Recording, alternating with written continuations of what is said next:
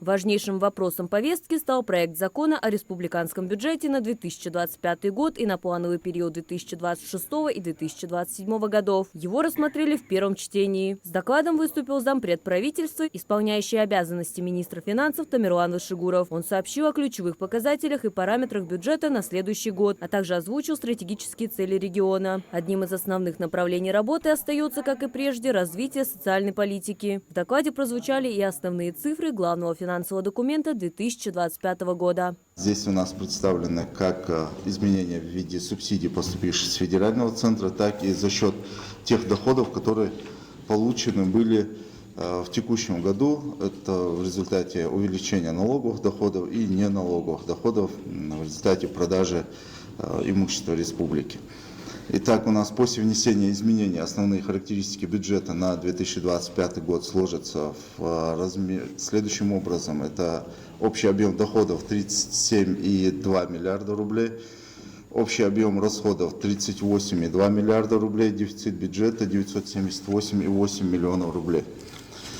Доходная часть у нас предполагается к увеличению на 608,4 миллиона рублей. Законопроект депутаты единогласно поддержали в первом чтении. Далее депутат Ислам Гадиев выступил с проектом закона о порядке предварительного рассмотрения главой республики кандидатов на должность главы муниципального образования. Законопроект в целом определяет перечень субъектов, которые могут предлагать кандидатуру на должность руководителя муниципалитета, порядок подачи предложений, требования и срок рассмотрения главой региона. Проект закона не меняет полномочий муниципальных органов, но делает процедуру более прозрачной, последовательной и соответствующей федеральной модели, введенной федеральным законом за номером 33. Еще один важный пункт обсуждения – безопасность жителей. Парламентарии рассмотрели во втором чтении поправки в закон о гражданской обороне. Они уточняют и определяют полномочия исполнительных органов государственной власти республики при проведении мероприятий по гражданской обороне. Поправки приняли во втором чтении. Согласно изменениям в законопроекте определяется порядок финансового обеспечения отдельных мероприятий регионального уровня по гражданской обороне, а также перечень таких мероприятий, которые устанавливаются правительством Российской Федерации.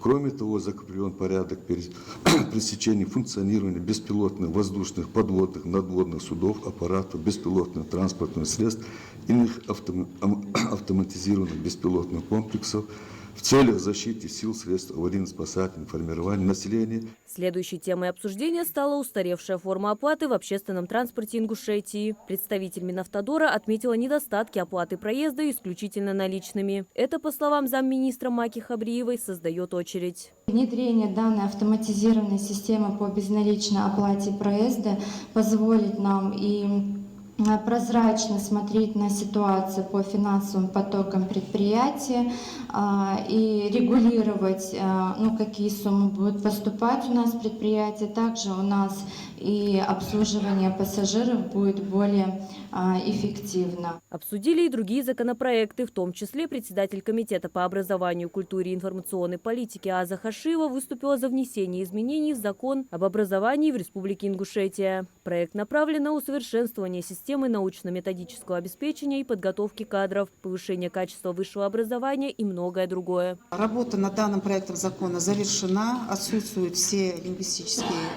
и поправки, нарушения, поэтому комитет просит принять его в окончательном третьем чтении. Нет возражений.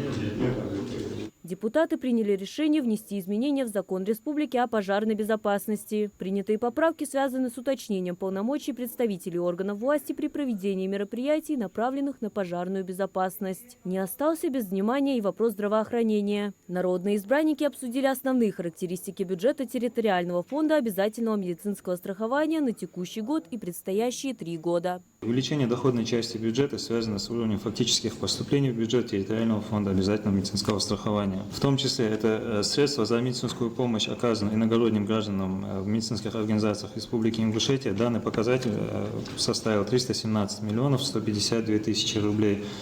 Увеличение составляет 114 миллионов 290 тысяч рублей.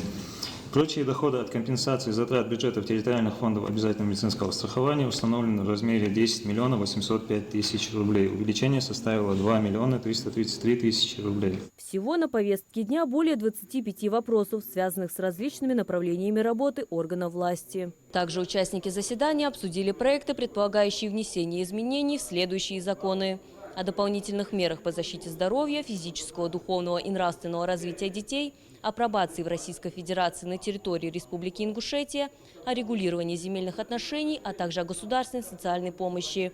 В поле зрения парламентариев сегодня и другие инициативы, в том числе проекты федеральных законов. Их также вынесли на обсуждение в ходе пленарного заседания. Марьям Акиева, Мухаммад Индиев, Магаз 24.